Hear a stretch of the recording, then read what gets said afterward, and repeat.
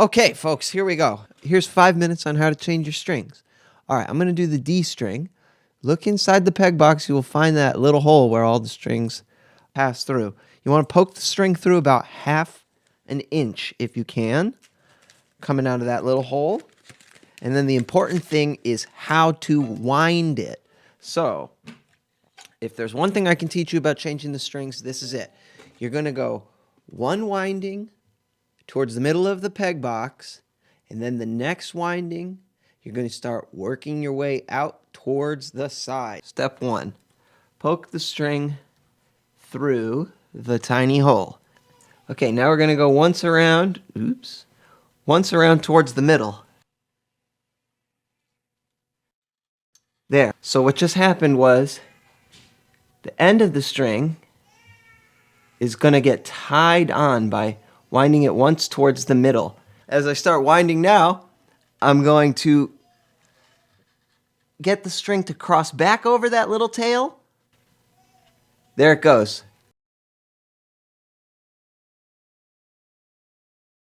Start winding towards the edge of the peg box. That's going to it's going to pull the tension into the peg box, and that's what's going to keep your peg sticking. So now that the winding is started correctly, whoops.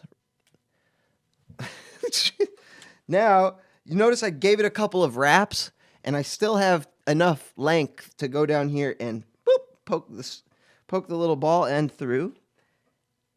Make sure that's seated down nicely underneath the tailpiece. And then I'm going to start keeping tension on the string and finish winding it up. So I'm holding tension on. Just start winding. I've got my wrap going nice and neat. Oops, I forgot to mention one thing before I started. Put a little graphite with a sharp pencil on the bridge down here and on the nut up here. Okay. I got a nice neat wrapping, and the little tail is poking out there. That's pretty textbook. Okay, just in case, when you're tuning the strings up, put one hand over the strings and hold them away from your face.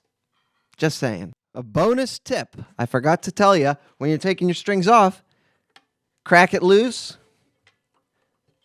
and then you should be able to just give it a little tug. This is not a good example. Give a little tug and it will snap. It will pop out the rest of the way. I wish I had slow-mo, but yeah. No harm done to the peg.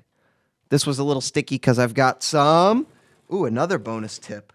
Peg drops.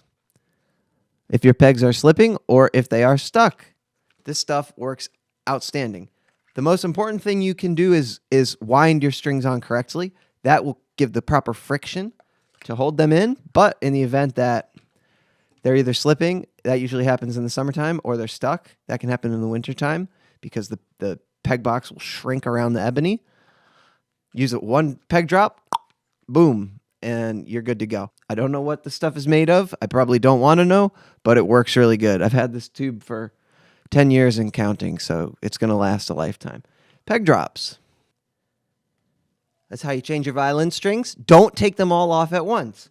That's because there's a sound post inside. If you take all the strings off, there will be no tension on the top, and the sound post could fall over. It's not likely, but it can happen. All right, hope this helped. Thank you for watching. Goodbye.